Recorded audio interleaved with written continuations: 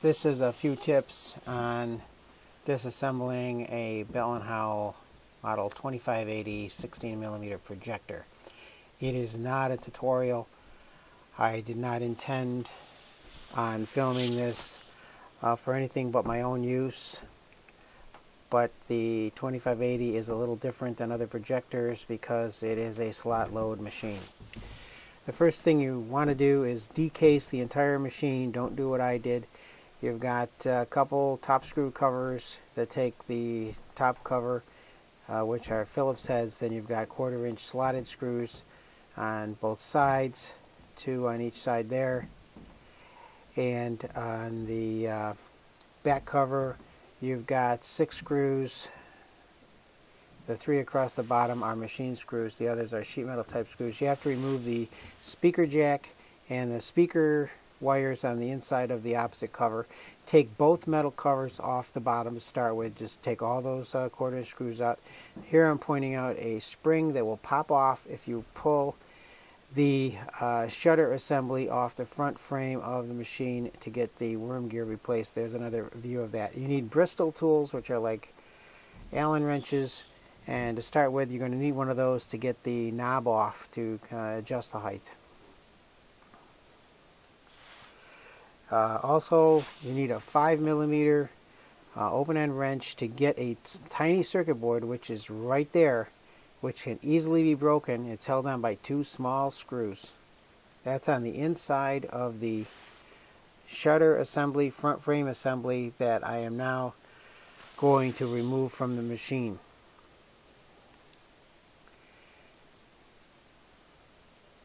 I'm fast forwarding my way through this. This is just a quick example of how I went about it, which was not the correct way, but I started removing covers. I didn't realize there were 2 metal covers on the bottom until much later in the process. The knob comes off with a single Bristol Allen, and there's some hidden screws for the covers underneath those feet there. Again, you must remove the speaker wires. I mark them, but again, there's better tutorials for the step-by-step process of taking another projector apart. But the difference between the slot load machine is there's a lot of complexity on the front side, on the operator's side, to make the film loading easier. You do have to remove this assembly off the back. There's one little E-clip right there that has to be removed, and a washer. I'm just happen to be pointing that out. It's film this or photograph it. It's very hard to remember how to put all that section back together. I'm now removing these pieces one at a time.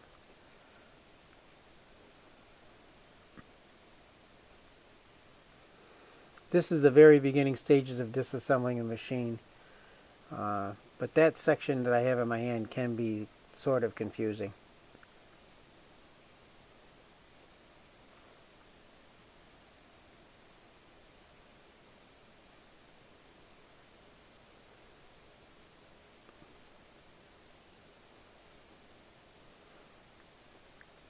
There's a U-shaped clip right there that just slides on a slot in that shaft, and that has to be pulled off before the rest of that gear can be taken out of there. The washers and the spacers in there are very greasy, and it's important that they be greased up because a certain amount of hydraulic pressure is necessary to operate that arm back and forth when you're rewinding or running the machine in a forward position. I'm trying to take some of the bolts out that hold the front shutter assembly or front chassis in place. I'm a little early on that, as I still haven't got all the covers off. Again, I recommend you take all the covers off at the very beginning of this. They're going to cause you nothing but trouble, and they're going to get in the way.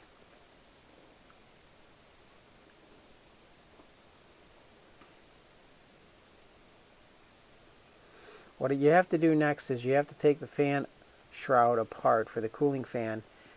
You have to also do this if you're going to change the drive belt from the motor. So there's several 1/4 inch screws you have to take out. It's not particularly easy to get to, but it's probably one of the most basic jobs on these projectors to get that off and expose the fan so you can get the belt off.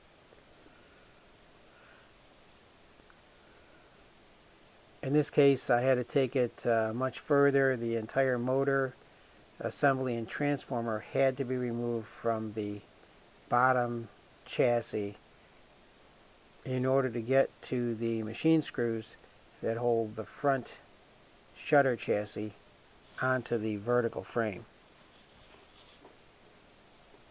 I'm in the process of removing the motor brackets now. There's a lot of wiring in there and none of it is marked, so you have to be very careful. You photograph that. Try not to knock any wires off that you don't have to take off, and if you do take any wiring off, make sure you mark it. Still removing the motor brackets here from the bottom chassis.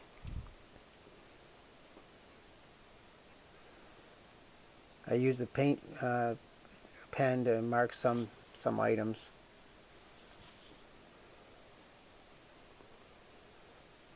There's several good tutorials on changing the worm gear on Bell & Howell projectors. I do recommend you watch those thoroughly before you start. That's how I managed to get through mine. I did not find any on the slot load machines though. Now I'm recognizing the fact that there is a metal cover on the bottom that I wasn't aware of, and I'm removing that now, which reveals the sound circuit board. Finally, I'm taking the top cover off, which I should have done at the beginning. 2 Phillips screws, remove those. There's 3 screws across the bottom and there's 2 on the top you must loosen. And the board is pressed into a slot. Doesn't look that way at first, but then you will suddenly realize it does come out. The exciter lamp is attached with 2 wires to that board, and you'll see me unplugging the exciter lamp leads here in just a moment. There's a insulating piece of material under there that has to come off also to get to the transformer screws. Now I'm pulling the exciter lamp leads off, putting the board aside. There's heatsink material between the transistors and the frame. That's the white material. Now I've got the transformer and the motor completely loose from the chassis. I have to do that in order to get the sound wheel off. There's a flywheel for sound. Still removing more screws from that to get that loose. Once that comes loose, you can get the sound wheel off. And the chassis with a few machine screws is about ready to come off. I'm talking the front shutter chassis, the entire mechanism that runs the film. But before we do that, there is a little spring and a lever here that has to be taken off, and I'm just pointing that out. Don't forget that. Again, follow another tutorial that's more detailed and it's more step-by-step than I'm showing. I'm showing some tips for the 2580 to be aware of. There's also some switches in there. I'm pulling the main lamp off now. There's a couple of switches in there that go to the front. You have to unplug the wires to those. You'll look at those and you realize it. Now I'm having trouble getting this off because there's a wire that has to be cut, and now I'm removing the front metal cover that on the bottom that I didn't realize was there until just now. And this is where I find there's a tiny little circuit board added to this machine with a flat edge plug that's white, and I'm going to pull it off right now. It pulls off, but the little circuit board is very, very fragile, and that will prevent you from getting the front chassis off.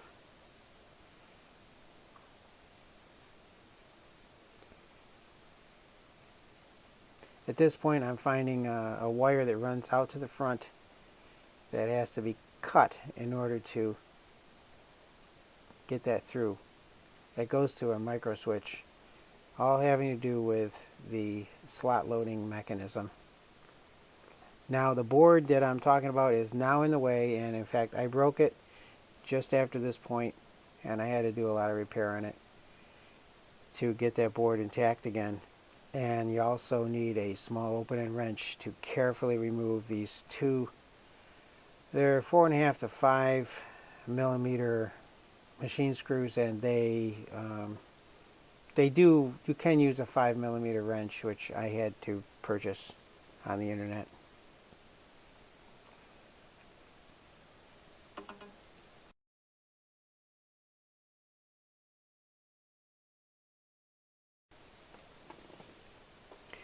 Right now I'm removing one of the drive gears that drives off the worm gear, and I'm finding it. My problem was a broken, right there, my finger is on it, there's a broken gear there. The nylon gear is missing, and that drives the lower capstan, and that's why I had to take this apart. So while I took this apart, I also changed my worm gear.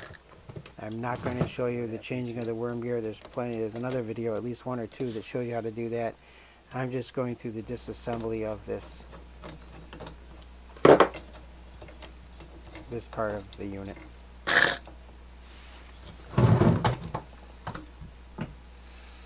So what happens is the end of the spring is attached with one of the bolts. Take this little aperture plate off.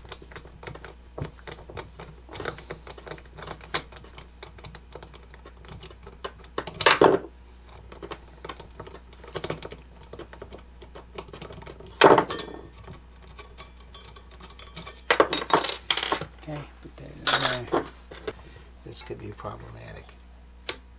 Oh, it came right out. Okay, let's try this one. Alright, they're loose. They came right out. There we go. Pull these out. Okay. Now we can take a look at our mechanism here. And that comes off real easy. Okay. The nut does have a bevel flange on it that goes in to center this counterweight. And I just don't understand. I guess that's holding it, but it sure isn't holding it by much. I'll tell you that. Not holding it by much. Anyway, so now when we're rotating the cam,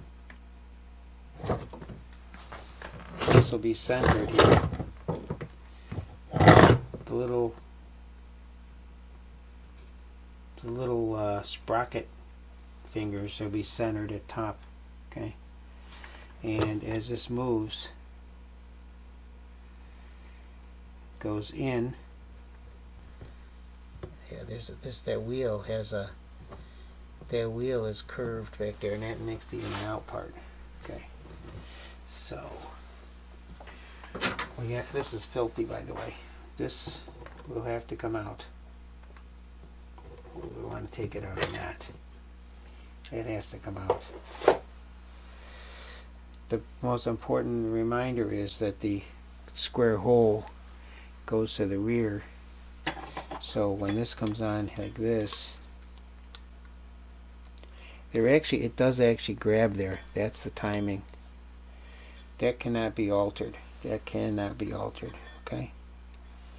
I don't know if we can get this off or not yet. Yes, we can. We're going to pull this little shutter, or rather sprocket finger thing out, which is filthy, absolutely filthy. And then the rest of this will come out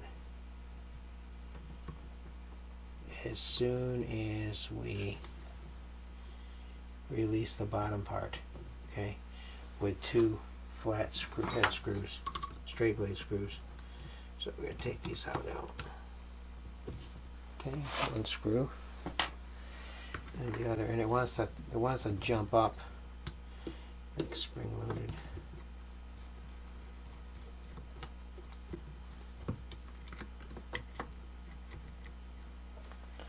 Okay, so now having done that, this thing is going to come out with the wheel, with the wheel, the whole thing. Yep, and that's exactly what it's doing. It's coming out.